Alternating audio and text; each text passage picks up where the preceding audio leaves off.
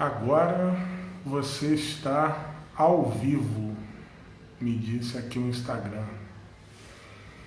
Então já estamos preparados aí, devidamente amparados e assistidos para nós começarmos aqui o estudo. Uma boa noite a todo mundo que está entrando aí. Mais uma semana, né, pessoal? Feliz aí de estar vendo todo mundo que está chegando para a gente fazer mais uma rodada de estudos. Nívia, boa noite, Nívia. Mônica, boa noite, Mônica. Muito legal estar revendo vocês nessa, ainda que por distância, né? Mas estamos aí, enfim, encontrando uma maneira de estudarmos juntos e darmos prosseguimento aí a esses temas. Quem tiver tido a oportunidade de ter lido, né? Boa noite, tem mais gente entrando aí. Grande Cláudio, Amanda. Quem tiver tido a oportunidade de ler vai ver que hoje Heloísa, boa noite, Heloísa. Da gente ter escolhido um tema que assim, não sou eu que escolho, né? A gente vai dando uns 5 minutinhos que é para o pessoal ir chegando, depois a gente emenda os 25 minutos com o Emmanuel mesmo, né? Mas hoje, quem teve a oportunidade, a gente está no Vinha de Luz, né? E eu, às vezes vou ali, lendo ali pelos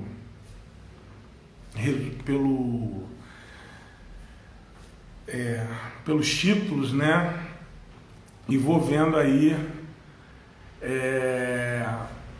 alguns que eu acho que se adequam, que talvez, e às vezes tem uns que batem assim, eu falo, caramba, esse não tem como, né? Emmanuel tem hora que ele parece que pega a gente pelo ombro assim, dá uma chacoalhada e fala pra gente assim, meu amigo, como é que você não entendeu até agora, né? Marquinhos, grande Marquinhos, tá aí. Pati, Daniel, Aninha, galera aí chegando da família da Dani também, enfim. Então, esses textos a gente poderia ler assim ao acaso, né? Eu às vezes, aqui é o João, né, usando o Instagram do filhote dele, tá aqui também, grande Weber, amigaço. Galera do EJA aí, chegando em peso com a gente. E a gente poderia abrir aleatório, né? Só que quando eu gosto de divulgar antes, grande Luiz, salve Luiz. Eu gosto de divulgar antes porque pessoal, a gente pode ler, né? E trazer questões, pontuar muitas coisas para a gente poder debater, né? Aqui.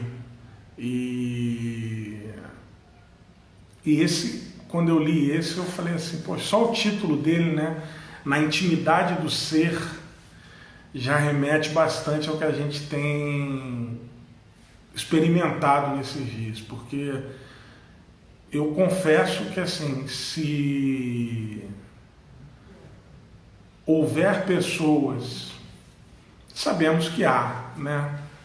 Minha esposa Renata, que eu chamo ela de vida, tá aqui, tá me vendo, ela que montou tudo, é minha produtora, ela monta tudo aqui, me deixa sozinho no estúdio, que é a sala, eu uso a sala da casa, ficam todos lá espalhados pelo seu quarto e a minha produtora faz tudo aqui, iluminação, microfone, maquiagem, tudo minha esposa que prepara aqui para a gente fazer esse estudo. Tá lá, é a audiência mais próxima de mim, tá lá no quarto. Mas eu dizia que assim, se alguém, infelizmente sabemos que tem, mas se alguém não está utilizando esse momento para se deparar com a sua própria intimidade, é um desperdício, sem sombra de dúvidas, absurdo, né? Porque nós estamos sendo convocados diariamente diante dessa situação. Quer seja aquelas pessoas que, como eu, por exemplo, estou em casa praticamente desde o dia 13 de março, tive 2 ou 3 saídas à rua para compras, quer seja as pessoas que por quaisquer razão, talvez por obrigatoriedade, estejam tendo que sair à rua, de alguma forma está todo mundo sendo convocado a encarar a sua intimidade. Por isso a escolha desse capítulo, que a gente dá início à leitura, batemos os 5 minutos ali, já estamos com um pessoal bom aqui. Então quem tiver o livro em casa, Vinha de Luz, né, é no capítulo 89, na intimidade do ser. E na epígrafe é um trecho de uma carta de Paulo ao Colossenses, lembrando que Paulo tem todo o seu histórico, né, de ter sido alguém que era um profundo conhecedor das leis religiosas da sua época. Ele era discípulo de Gamaliel, né? Depois, quem leu Paulo e Estevão, ou mesmo quem procure historicamente, vai saber que Paulo tinha tudo para assumir como um senhor do templo, pelo conhecimento racional que ele tinha. E depois a transformação que ele passa, né? Isso enquanto ainda Saulo, né? Depois a transformação que ele passa de Saulo para Paulo, né? Ele passa por todo um processo até ele entender e compreender que de fato ele vivencia, né, a cristandade, né? E ele vira o grande publicitário através das cartas, né? Inclusive intuído pela espiritualidade amiga, por Estevão até, né? Você vê como o bem sempre sobressai. Pelo próprio Estevão, de quem ele havia sido algoz, é quem o ajuda, muitas vezes, e o intui a divulgar suas cartas, né? E nesse trecho ele fala o seguinte para essa comunidade: vós, pois, como eleitos de Deus, santos e amados, revestivos de entranhas de misericórdia. Entranhas de misericórdia. Entranha é aquilo que está lá dentro. Entranha é o interior mesmo da misericórdia. De benignidade, humildade, mansidão, longanimidade. E aí Emmanuel vai começar a discorrer o texto dizendo o seguinte: indubitavelmente, sem dúvida, não basta apreciar os sentimentos sublimes que o cristianismo inspira. Que o cristianismo inspira sentimentos realmente muito bonitos. É muito bonito parecer cristão. De fato, é muito interessante parecer misericordioso. É muito convidativo parecer caridoso, né? Mas Emmanuel vai lembrar que não basta só a gente apreciar, a gente ficar olhando assim para Jesus e falando assim: sujeito bom, né? Cara legal, transformava água em vinho, curava cego, não tinha problema nenhum em lidar com leprosos, numa época onde havia muito preconceito com as pessoas que sofriam de hanseníase, e a gente fica ali admirando o cristianismo. E Emmanuel, como sempre, ele chega para a gente e diz assim: olha, não adianta só apreciar esses sentimentos. É indispensável revestirmos dele. Nós temos que nos revestir do cristianismo.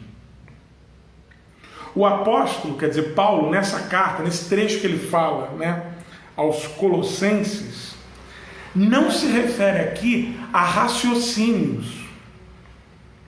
Fala de profundidades. O problema não é de pura cerebração. E não confundam pela minha fonética com celebração. Ele está falando que o problema do cristianismo não é de cerebração, não é de cérebro.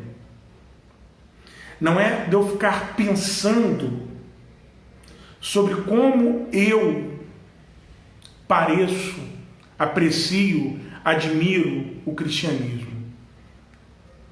O problema, diz Emmanuel, é de intimidade do ser. Intimidade. E aí nós estamos falando da nossa capacidade de lidarmos com o que nós de fato somos. Por isso que o Livro dos Espíritos vai pontuar na questão 919 o conhece-te a ti mesmo, tão antigo, que ele vai nos lembrar que havia sido um filósofo do nosso mundo que havia dito isso, lá do oráculo de Delfos, né? Conhece-te a ti mesmo. Que o problema é sempre a nossa intimidade com o cristianismo. E Madre Teresa de Calcutá, que era tão belíssima em exemplos, deixou isso muito bem grifado quando ela disse que haverá um momento que você vai perceber que nunca foi entre você e os outros. Sempre foi entre você e Deus. Isso é tão simples e ao mesmo tempo tão difícil da gente perceber, né? Que às vezes se eu faço bem para alguém que não me devolve o bem, o que eu estou fazendo não tem a ver com ele. O que eu faço não diz sobre ele, diz sobre mim. Então não é uma questão de cerebração, de pensamento, é uma questão de intimidade e de conhecimento comigo mesmo. E Emmanuel vai prosseguir. Alguém que possua roteiro certo do caminho a seguir, entre multidões que o desconhecem, é naturalmente eleito para administrar a orientação. Como é que acontece, por exemplo, se você e 2 ou 3 amigos entram num carro, chamam um táxi ou um Uber ou um Cabify para ir para determinado lugar, né? Quando a gente podia sair e ir a alguns lugares. Aquele que sabia o caminho, naturalmente não precisava fazer assim, vamos fazer uma eleição. Não. Quem sabe chegar na reunião, na festa, no encontro, eu sei, naturalmente ele é eleito para orientar. Então o que Emmanuel está dizendo aqui é o seguinte: quem já possui o roteiro do caminho, quer dizer, quem como nós já está aqui, lendo o Livro dos Espíritos, já está lendo o Evangelho segundo o Espiritismo, se for do catolicismo, já está lendo a Bíblia, se for de outro segmento religioso, já está lendo os livros, mas já tem contato, vai naturalmente orientar aqueles que não têm. Só que ele vai advertir: detendo tão copiosa bagagem de conhecimentos acerca da eternidade, quer dizer, quem já sabe que não para aqui, quem já tem esse conhecimento de que as coisas não terminam aqui, naturalmente tem a obrigação de orientar aqueles que estão em dúvida, aqueles que acham que tudo termina por aqui. Isso é natural. Só que com essa bagagem, sabendo que as coisas não são só assim, a gente não pode chegar simplesmente e obrigar o outro a enxergar como a gente. Emmanuel vai dar o detalhe como é que tem que ser feito. O cristão legítimo é pessoa indicada a proteger os interesses espirituais de seus irmãos na jornada evolutiva. No entanto, é preciso encarecer o testemunho, é preciso dar valor ao testemunho, que não se limita à fraseologia brilhante. O que ele está querendo dizer é isso. Heloísa colocou aqui agora. Conhecimento é para circular, mas não necessariamente vai circular através da fraseologia brilhante. Não. Eu tenho que encarecer o testemunho. E como é que eu encareço isso? Atitude. Atitude. Atitude o tempo inteiro. Não é pelo que eu falo, não é pelo que eu digo, é sempre pela minha atitude de cristão. A minha atitude tem sido uma atitude que de fato não está apenas apreciando o cristianismo, mas está revestida de cristianismo. Porque pela minha atitude, naturalmente eu vou orientar a quem está em dúvida, está desorientado. Se a gente está num elevador que para e começa a haver desespero, se tem uma pessoa que mantém a calma e chama para ela a responsabilidade, através da atitude dela, aquela pessoa vira uma liderança ali. Então a pessoa vai, pega o interfone, fala com quem tem que falar, toma as atitudes que precisam ser tomadas. Agora, imagina se a gente está preso num elevador e todo mundo desesperado e alguém começa a ler o livro técnico do elevador. Não adianta nada. Vai vir com termos técnicos brilhantes, falando das roldanas, falando dos olhos, falando da eletricidade estática, dinâmica, que utiliza o elevador, mas não tira o desespero, porque não é atitudinal. O cristianismo é a mesma coisa. Para quem está chorando, porque está com medo, porque está solitário, porque está perdido, porque perdeu alguém, não adianta eu chegar lá e começar a falar assim, não, mas olha, a pessoa está viva, em outro lugar, a gente sabe já que a pessoa perdeu aquela pessoa. O que eu posso fazer para isso? Qual é a melhor atitude que eu tenho para dar àquela pessoa que sofre naquele momento? Às vezes é escutar. Às vezes é chorar com ela. Às vezes, se revestir do cristianismo é fazer aquilo que o outro está fazendo. Tem uma história maravilhosa, muitos de vocês devem conhecer, São Francisco de Assis. São Francisco de Assis chamava os seus irmãos franciscanos a praticarem o jejum. E um dia, durante a prática de jejum, ele escuta um choro. E ele vai procurar que choro é aquele. E quando ele chega, é um irmão dele que está chorando. E ele pergunta por quê. E esse irmão diz para ele, olha, envergonhado. E diz, Francisco, eu não consigo. Eu estou com fome. Eu não tenho a fé e a força que vocês têm. Eu só consigo pensar, eu não consigo pensar em Deus durante esse jejum. Eu só consigo pensar em comida. Quem não conhece essa história, tem ideia de qual foi a atitude de São Francisco de Assis? Com todo o conhecimento dele, toda a inspiração que ele tinha, ele poderia virar e contar e falar, olha, não, o jejum é importante porque nós nos aproximamos da divindade, nós temos aqui.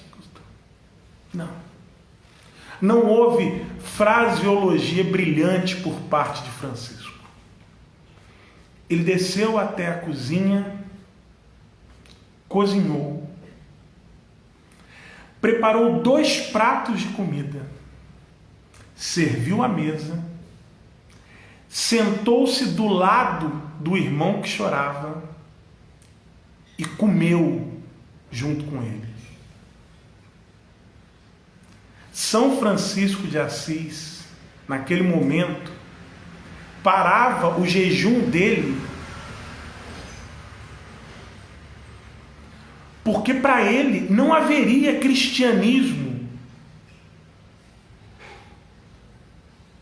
se o exemplo dele machucasse o outro.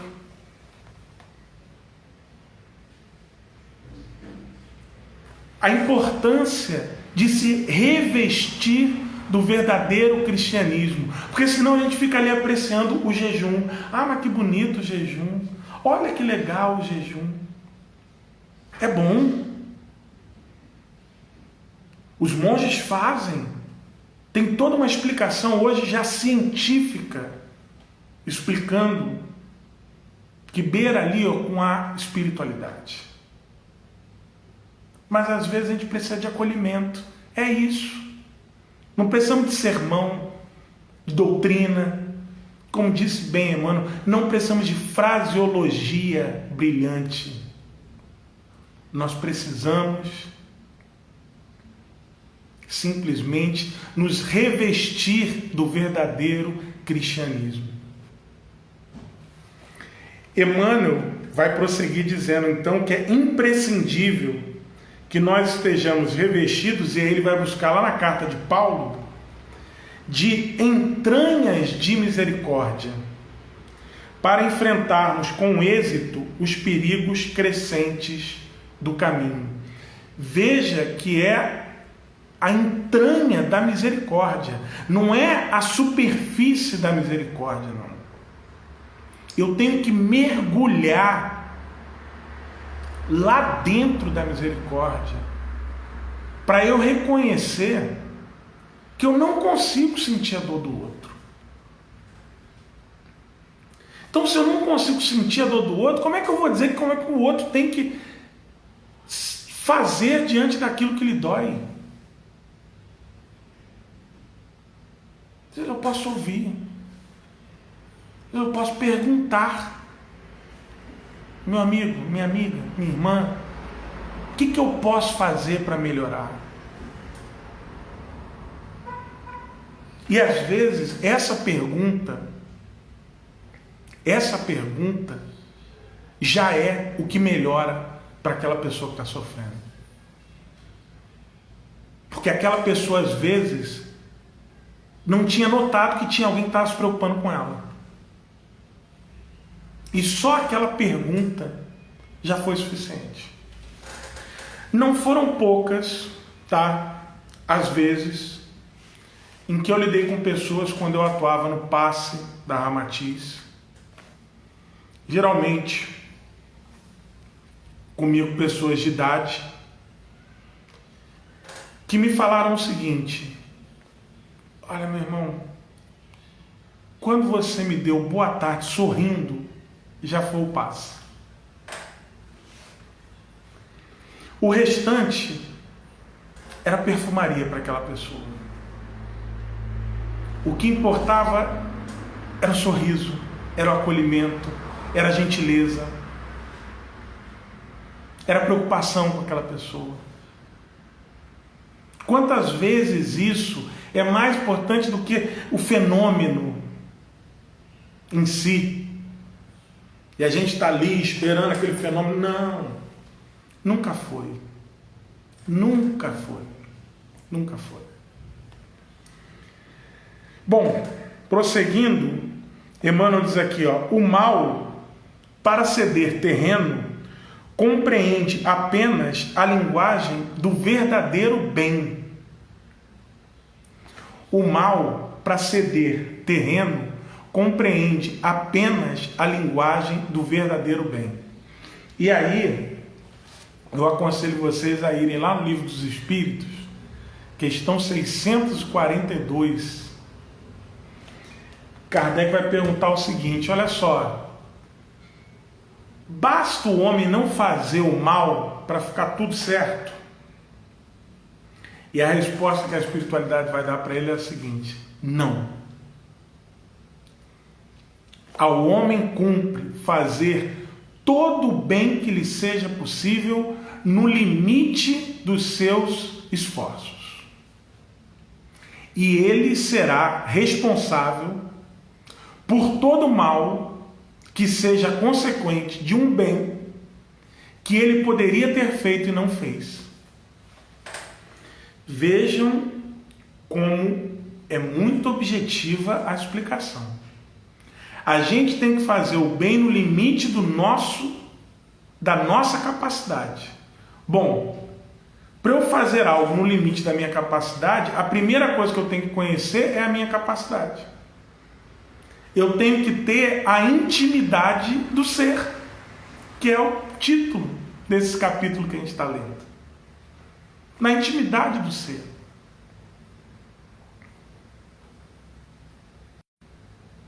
Eu preciso. Para eu fazer o bem, eu tenho que conhecer o quanto eu sou, para eu poder ir até o meu limite. E se eu deixo de fazer o bem que eu podia ter feito, e dali ocorrer algum mal, eu vou ser responsabilizado por isso. Que mundo é esse que nós estamos vivendo, em que isso não é o que acontece? Se eu for inconsequente de ir à rua, não posso ser responsável direto, ainda que inconsciente, pela transmissão, pelo adoecimento de pessoas. Nós estamos ligados o tempo inteiro. Nós temos que fazer o bem o tempo inteiro como um exercício, uma prática diária. O Luiz lembra aqui, ó, o nome de Deus é misericórdia. É título de um livro do Papa que escolheu, né? Papa Bergoglio, que escolheu o nome Francisco para fazer o seu papado, né? Não à toa ele escolheu esse nome. O nome de Deus é misericórdia. Que título bonito desse livro. Procurar esse livro. Então veja que o mal, ele cede terreno para o verdadeiro bem. Quando você faz o bem, não tem mal. Ah não, mas olha só, eu fiz o bem e o outro me devolveu com uma grosseria. Uma grosseria do outro. O bem está feito. O bem já ganhou terreno. Não tem como não ganhar. É como uma sala absolutamente escura em que você acende um fósforo. A escuridão já perde, porque já chegou a luz. Então o mal, ele cede terreno ao verdadeiro bem. E não importa o outro. O que importa sou eu. Porque quando eu me importo comigo na intimidade do meu ser e vejo exatamente como é que está o cristianismo em mim, automaticamente eu estou mexendo em tudo, porque nós estamos todo o tempo inteiro interligados. E se alguém tinha alguma dúvida disso, os momentos que nós vivemos hoje deixam isso muito claro. Há 3, 4 meses atrás, a China era um lugar muito distante para a massa crítica do Brasil. Era um lugar que pouco importava. E ninguém sequer sabia que existia uma província chamada Wuhan. Hoje nós sabemos que existe Wuhan. Hoje nós queremos saber o que acontece em Wuhan. Hoje nós nos preocupamos em entender como é que se dá. E a impressão que dá é que a China ficou mais perto. Geograficamente não ficou, continua no mesmo lugar. Mas na verdade nós nunca estivemos distantes. Nós estamos vivendo sempre conectados. O orgulho, a fim de renunciar a seus propósitos infelizes, não entende senão a humildade. Sem espírito fraternal, quer dizer, de irmão, é impossível quebrar o escuro estilete do egoísmo. É necessário dilatar sempre as reservas de sentimento superior, de modo a avançarmos vitoriosamente na senda da ascensão. Nós precisamos dilatar sempre as reservas de sentimento superior. Quer dizer, quando eu acho que eu estou cansado, porque tem uma frase que é muito boa para a gente aplicar agora, que ela diz o seguinte: a humildade, ela é uma característica tão tênue que quando eu penso que eu estou sendo humilde, eu já deixei de ser. Quando eu tomo consciência que eu estou sendo humilde, eu já não estou sendo mais. Já virou egoísmo, já virou ego. Eu já estou me sentindo aproveitando daquela humildade. A gente pode aplicar isso para vários outros sentimentos: fraternidade, caridade, misericórdia. Quando a gente começa a achar assim, olha, não, eu estou bem fraterno, eu estou bem caridoso, opa, acende a luz amarela. É a hora de dilatar as reservas de sentimentos superiores, como diz a Carlinha. Fazer o bem sem olhar quem. Quando eu começo a olhar quem eu estou fazendo bem, acende a luz de atenção amarela. Que a gente já está com as reservas superiores talvez cheias. Quando eu começo a pensar, não, mas aquele ali, aquele vizinho, aquele chefe, aquela pessoa não é muito legal, ela não merece, não tá, acho que aquela pessoa ali não tem. É a hora da gente dilatar as reservas de sentimentos superiores, porque é só com o sentimento de fraternidade que a gente vence o egoísmo. Porque é isso que a Heloísa disse: o ego vai se manifestando. O ego está doido para se manifestar. Porque a gente vive na matéria. A matéria pede o que é da matéria. Então a matéria ela quer o tempo inteiro se manifestar. E a gente não pode esquecer que nós somos espíritos imortais. Que nós somos muito além disso que nós estamos vendo. E que se revestir do exemplo do Cristo, fazer como Francisco. Na hora que a pessoa está sofrendo, porque a minha espiritualidade, a minha religiosidade está sendo muito ostensiva, será que às vezes não é melhor eu fazer a minha religiosidade em silêncio?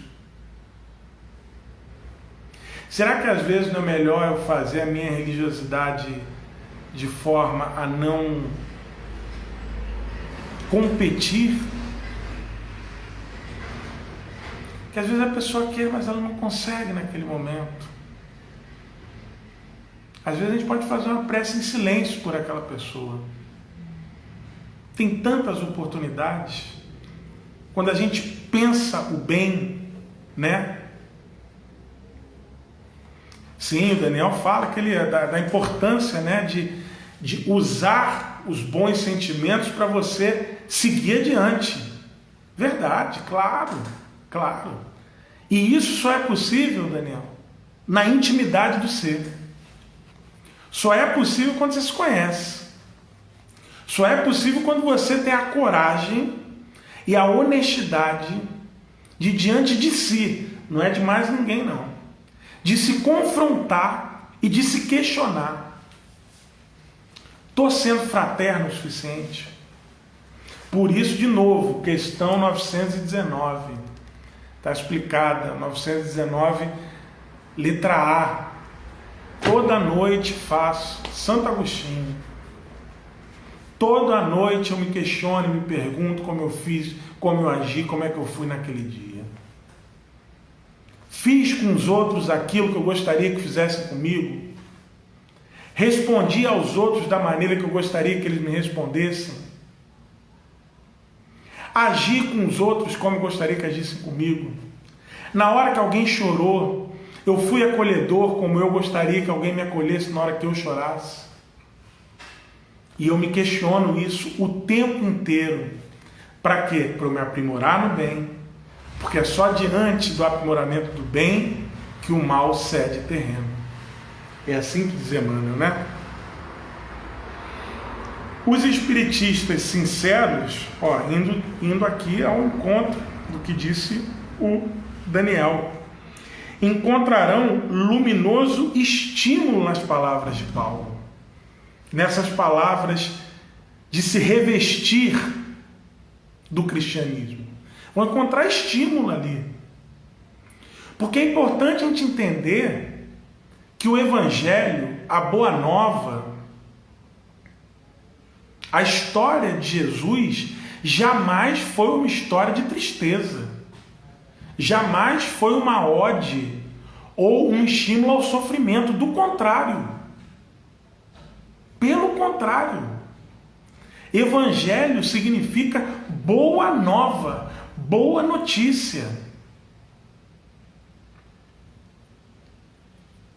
Inclusive, quem não leu, aconselho muito a ler o livro Boa Nova, psicografado por Chico Xavier pelo irmão X, em que há um trecho falando sobre a tristeza de Bartolomeu, quando ele percebe os sofrimentos que eles terão de passar. E é Jesus quem chega para Bartolomeu e diz: meu irmão, você acha que eu vim aqui para trazer notícia ruim? Embora o meu reino não seja desse mundo, isso não significa que ele esteja desamparado do amor do Pai. Pelo contrário, o que eu vim trazer foi alegria, foi estímulo. Por isso que é importante que o Daniel falou. O que Jesus nos traz é estímulo. E ele não pede que nós sejamos santos, que nós sejamos algo além do que somos capazes de sermos de verdade. Não pede, não. Ele, inclusive, fala isso textualmente para Bartolomeu, quando ele diz o seguinte: a verdade não exige, a verdade transforma. Mas transforma cada um de nós no nosso tempo, respeitando o que nós somos na intimidade do ser.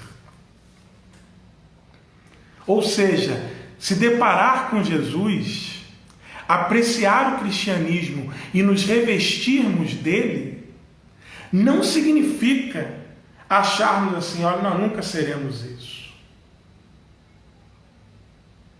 Pelo contrário, é um estímulo. Hoje eu não fui aquilo que eu esperava, amanhã eu serei um pouco mais. Mas é uma boa nova. Por isso que nós vamos encontrar aqui em Paulo o estímulo. O estímulo. Alguns companheiros, por certo, observarão em nossa lembrança mero problema de fé religiosa, segundo o seu modo de entender. Então, algumas pessoas podem trazer que isso é uma questão de fé, da forma como entender esse recado de Paulo. Ah, não, mas isso é uma questão só religiosa.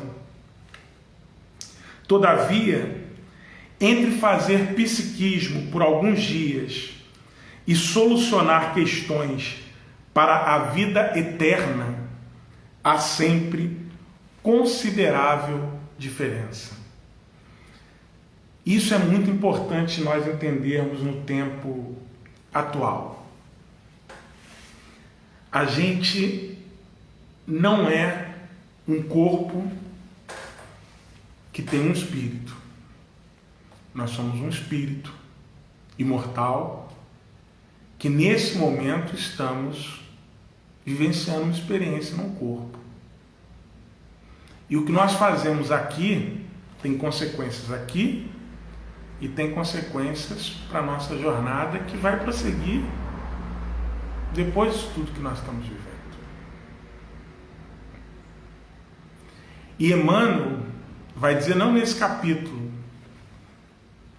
mas ele tem uma frase que ele diz o seguinte: o bem que fazes será teu advogado em toda a parte em que estiveres. Ele não põe condicionante nenhuma. O bem que você faz advoga em teu favor em qualquer lugar que você estiver. Qualquer lugar que você estiver, o bem que você faz, ele advoga a teu favor. Às vezes você nem sabe, mas o bem advoga a teu favor.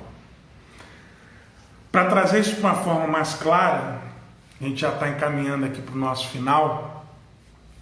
Certa feita eu tive que fazer vistoria num automóvel que eu tinha e me dirigi a um posto do Detran.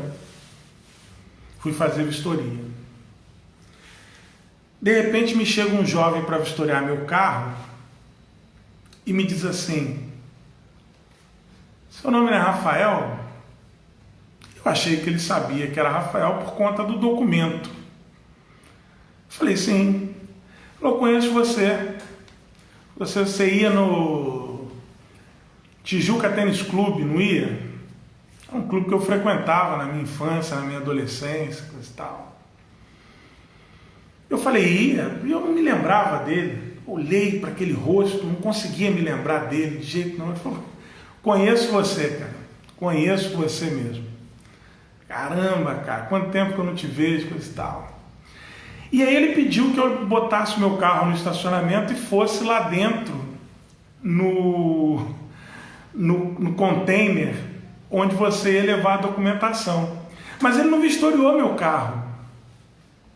Ele falou, cara, bota ali e vai lá no container 3. E eu fui. Quando eu cheguei lá, chamaram o meu nome e a menina me perguntou, seu carro já foi vistoriado? Eu falei, não. Ela falou, mas não é possível, porque já está aqui a documentação de liberado. Eu falei, não foi vistoriado. E nesse momento eu me lembrei que ele falou que me conhecia. E aí então eu me toquei que por me conhecer, ele sequer vistoriou meu carro. Talvez porque ele não quisesse causar nenhum embaraço para mim, se o meu carro tivesse algum problema ou não. Enfim, não entendi. Mas naquele momento eu vi que eu tinha que dizer que já havia sido vistoriado o meu carro. E aí eu falei, já foi, bom, se ele liberou aí, está liberado. E depois eu fui pensando naquilo, pensando, se eu tivesse feito mal a essa pessoa, eu tinha convicção de que o meu carro estava todo ok. Porque eu sempre preparo, passo no mecânico, faço uma pré-análise antes dele ir para a vistoria, né? Mas se eu tivesse feito mal a ele? Se eu tivesse falado mal dele? Eu não lembrava dele. Mas ele quis retribuir, possivelmente, alguma gentileza que ficou marcado para ele. Porque nós somos assim, né? Nós nos marcamos sempre de um único jeito. Haroldo Dutra diz que se nós falarmos assim, olha, Judas está chegando aí, a gente vai olhar e esperar a entrada do traidor de Jesus.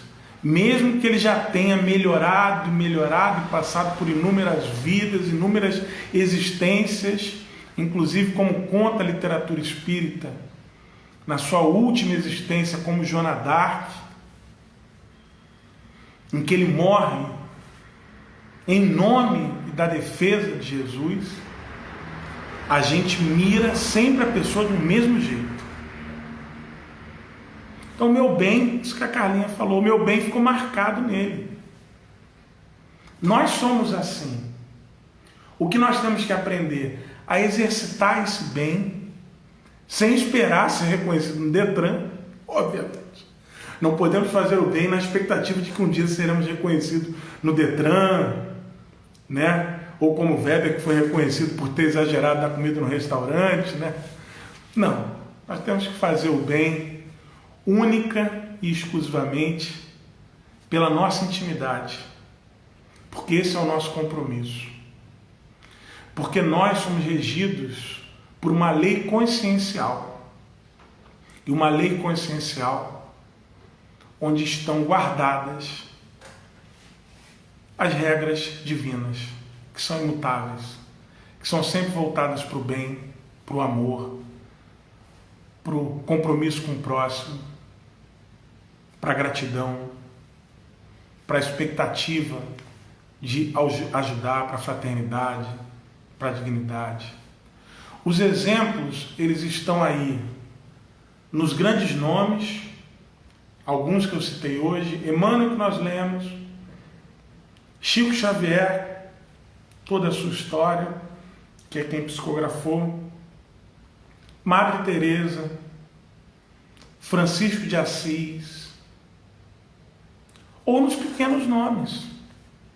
Toda a sorte de profissionais que nesse momento se aventuram nos hospitais, nos laboratórios de ciência, os garis que estão aí mantendo as cidades limpas, toda uma sorte de classe de profissionais e pessoas que estão se doando nesse momento tão difícil por todos nós. Irmã Dulce, lembra-se Lene?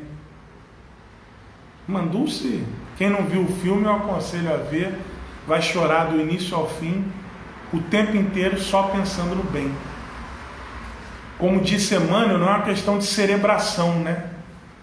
Irmã Dulce, quando ela foi acolher os pobres que estavam isolados na rua, ela viu uma casa que ninguém estava usando e ela arrombou a porta para entrar. Depois descobriu-se que era casa de bandidos.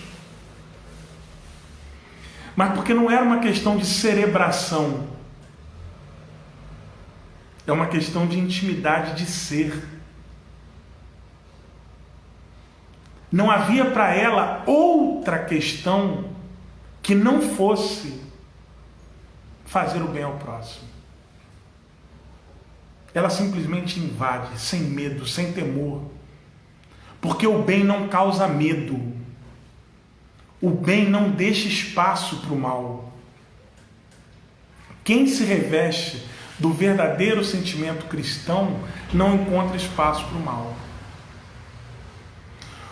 Outra história que me recordei agora, também tem um filme disponível no YouTube gratuito.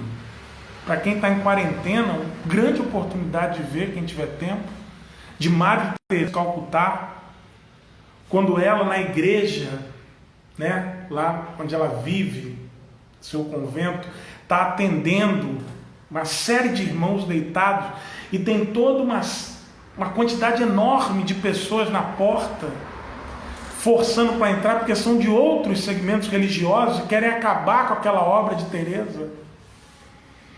E as irmãs dela falam com medo: o que nós fazemos? Ela falou: nada, tratem dos doentes. E quando eles arrombam a porta e que eles vão para cima, o que eles encontram são irmãos deles, muitos que seguem o mesmo preceito religioso que eles, só que doentes, sendo cuidados por aquelas mulheres que eles queriam enfrentar. E diante dessa cena, a violência se retrai. E eles, envergonhados, voltam. Eles, envergonhados, voltam. E vão embora. Porque eles percebem que elas estão fazendo aquilo que eles não querem fazer. Cuidar dos irmãos que precisam. É assim que o mal cede terreno para o bem. Na hora que ele se defronta com o bem, o mal se esconde. O mal sai. O mal vai embora. Ele bate a porta, silencioso, sem despedidas. Então todos esses avatares, Irmã Dulce disponível no Now gratuitamente. Todos esses avatares aí estão como exemplos para nós. E todas essas histórias que diariamente nós vemos de pessoas se desdobrando,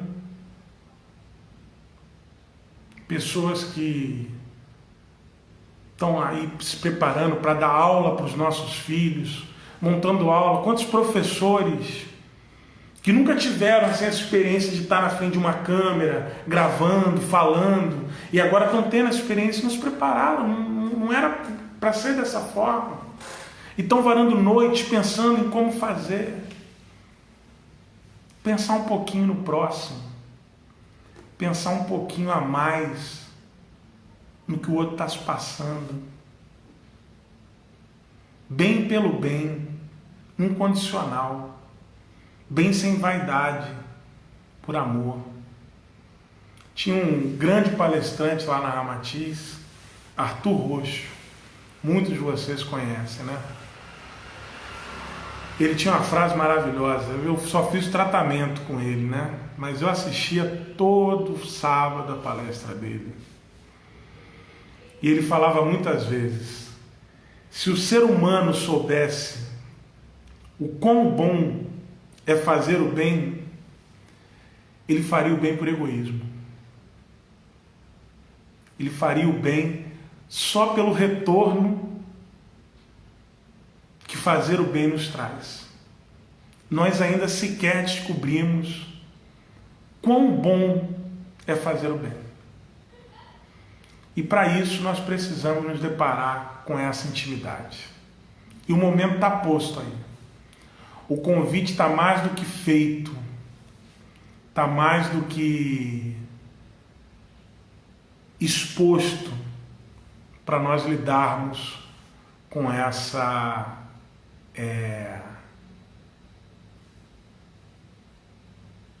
intimidade, com esse contato com aquela pessoa que está sempre com a gente, que a gente não sabe andar sem, somos nós mesmos, tudo isso que nós carregamos. Então, meus irmãos, com essa lembrança do querido, saudoso Arthur, falava tão bem, que assim, a Nívia lembra que foi a palestra dele que prendeu ela lá na Ramatiz. Eu vou encaminhando aqui ao final desse encontro, agradecendo demais a todos vocês que ficaram aí juntos. Da gente, quando eu digo da gente, é porque de fato eu acredito, percebo que há um grupo muito grande que nos ajuda, nos intui conosco. Peço que ao final, quando a gente encerrar aqui, cada um faça a sua prece dentro das suas próprias crenças, das suas premissas, da sua religiosidade, e que nós continuemos, na medida do possível, da nossa capacidade, mantendo a nossa sanidade, certos de que nada acontece por acaso. Jesus está ao leme, o que Ele nos trouxe foram boas notícias, e que nós possamos, como Bartolomeu, mesmo diante do desespero, aceitar esse abraço maravilhoso que o Mestre, o tempo inteiro, está disposto a nos dar. Eu agradeço de coração, peço que vocês se cuidem fisicamente, materialmente, espiritualmente, e a gente se vê na próxima live para mais um estudo, e diariamente a gente vai fazendo os nossos 5 minutos com Emmanuel. Tá bom? Pessoal, de coração, saúde e paz para todos vocês. Um beijo, muita gratidão e até a próxima. Tchau, tchau.